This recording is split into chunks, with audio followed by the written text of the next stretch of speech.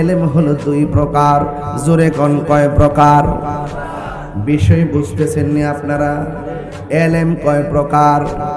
একটা হলো এলমে জাহির, আরেকটা হলো এলমে বাতিন।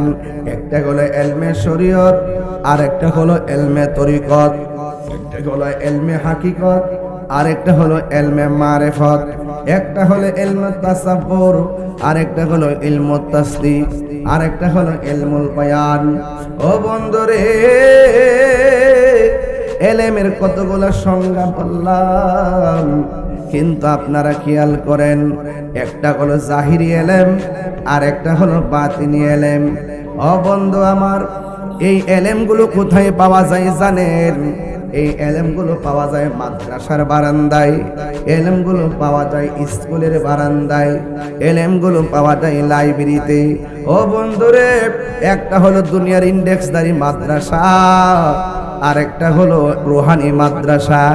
দুনিয়ার মাদ্রাসায় দাখিল পাশ করে, দুনিয়ার প্রতিষ্ঠানে এসএসসি পাশ করে, দুনিয়ার প্রতিষ্ঠানে ইন্টার পাশ করে, দুনিয়ার প্রতিষ্ঠানে ডিগ্রি পাশ করে, দুনিয়ার প্রতিষ্ঠানে মাস্টার্স পাশ করে, এলএলবি পাশ করে রে বাবা। কিন্তু আরেকটা প্রতিষ্ঠান আছে, এই প্রতিষ্ঠানটা হলো রুহানি প্রতিষ্ঠান। এই প্রতিষ্ঠানটার নাম হলো আমার আল্লাহর ওলির দরবার, ঠিক কিনা? ও বন্ধু, আল্লাহর ওলির দরবারে গেলে চারটা এলেম পাবেন। একটা হলো শরীয়তের এলেম, আর একটা হলো তরিকতের এলেম, আর একটা হলো হাকিকতের এলেম, আর একটা হলো মারিফতের এলেম। এবার আসেন, এই এলেমটা আবার এলেম আর একটা প্রকার আছে। এটা মাদ্রাসায় পড়া লাগে না, স্কুলে যাওয়া লাগে না, কোথাও গিয়ে লাগে না রে।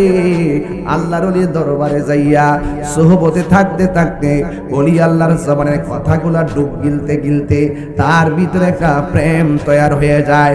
এই প্রেমটা যখন তৈরি হইয়া যায়, এরপরে বাবা আমার শুনে রাখেন, এ আল্লাহর ওলিদের সোহবতে থাকতে থাকতে স্বয়ং আমার আল্লাহ রাজি হয়ে যায়।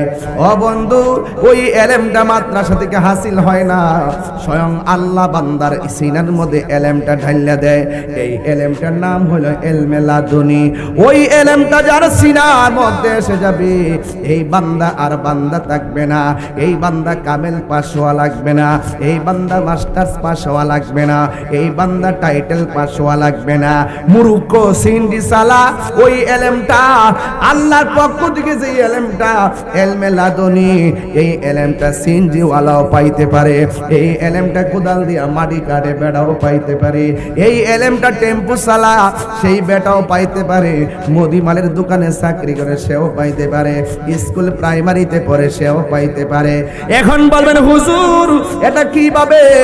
এটা হলো, তুমি যদি না জানো, যিনি জানে তার কাছে যাও। ও বন্ধুরে, তিনি তার কাছে যাও।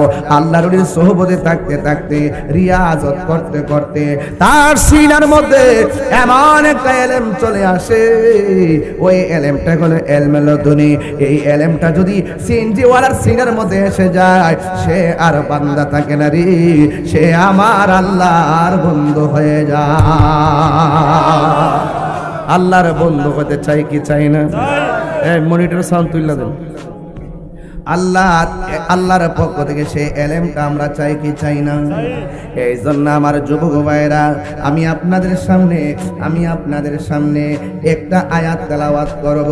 ও বন্ধুরে, আল্লাহ রাব্বুল আলামিন কোরআনের মধ্যে বলেছেন, কুল হাল ইয়াস্তাবিল্লাযিনা লা ইয়ালামুনা ওয়াল্লাযিনা লা ইয়ালামুন। আল্লাহ রাব্বুল আলামিন কয়, ও বন্ধুরে,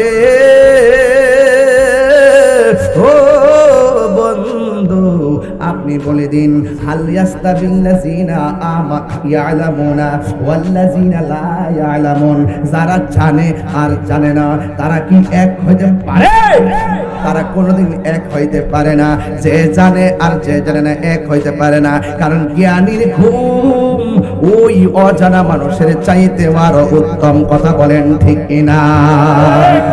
এই জন্য বাবার আমার, আল্লাহর যারা জানে, যারা জ্ঞানী, এদের ঘুম, আর যারা জানে না এদের ইবাদতের চাইতে আরো উত্তম। এই জন্য এলেম শিখার দরকার আছে না নাই? এই আওয়াজে মানি না, জোরে বলুন না আছে না নাই? ও বন্ধু, আমার নবী আপনার নবীর একজন সাহাবী আন মুআবিয়া রাদিয়াল্লাহু তাআলা আনহু قال قال رسول الله صلى الله عليه وسلم من يريد الله به خيرا يفقهه في الدين। ও বন্ধুরে, আমার নবী আপনার নবী বলেন যে আমার আল্লাহ যারে ইচ্ছা করেন, আমার আল্লাহ যারে ইচ্ছা করেন তাকে আমার আল্লাহ ফিকার জ্ঞান দিয়ে, হিকমতপূর্ণ জ্ঞান দিয়ে থাকেন। ইফাকিহু ফিদ্দিন, ফিকার জ্ঞান দিয়ে থাকেন, বৃদ্ধি করে থাকেন রে বাবা। ও বন্ধু, এই জন্য আমার নবী আপনার নবী রহমাতুল লিল আলামিন আমাদেরকে যা জানায় গেছে সেইগুলো আমাদের মানার দরকার আছে না নাই? এরপরে আসলে একটু সামনে যায়, ইন্নামা ইয়াখশাল্লাহ মিন ইবাদিহিল উলামা। এই পৃথিবীর মধ্যে সব চাইতে যারা আল্লাহকে বেশি ভয় পায় তারা হলো আলেম। এখন কথা হলো মাথার মধ্যে পাগড়ি লাগাইলাম, গায়ের মধ্যে পাঞ্জাবি বানাইলাম, আর আপনার মনে করতেছেন আমি বুঝি আলেম। আলেম মানে হলো জ্ঞানী। ও বাবা, মাথায় পাগড়ি লাগাইছি, আলেম হওয়ার পরও দুজকে যাইব শুধুমাত্র আল্লাহর জাত এবং সিফত না মানার কারণে, আমার নবীর জাত এবং সিফত না মানার কারণে আলেম দুজকে যাবে। আবার আলেম আল্লাহর কাছে সুপারিশ করবে।